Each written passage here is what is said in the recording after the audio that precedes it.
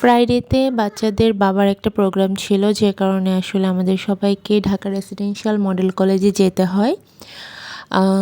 Weather একটু মানে ঠান্ডা ঠান্ডা থাকায় আমি আসলে আমার ছেলেকে নিয়ে যাইনি, আমার মেয়ে, আমি এবং তাদের বাবা যাই। আরও অনেকে ছিল ওখানে। যাই হোক, আমি কখনো রেসিডেন্সিয়াল মডেল কলেজে যাইনি। আমার কাছে জায়গাটা ভীষণ ভালো লেগেছে, বাচ্চারাও বেশ মজা পেয়েছে, কারণ অনেক বড় এরিয়া তো, আর খোলামেলা, অনেকগুলো মাঠ, ভালোই লেগেছে।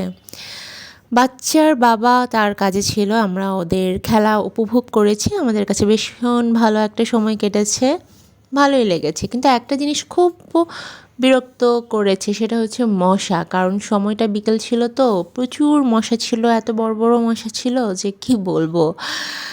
যাই হোক, আমরা আসলে বিকেল সন্ধ্যার দিকেই চলে আসি। ভালোই লেগেছে, সময়টা ভালো কেটেছে আলহামদুলিল্লাহ। সবাই আমাদের জন্য একটু দোয়া করবেন।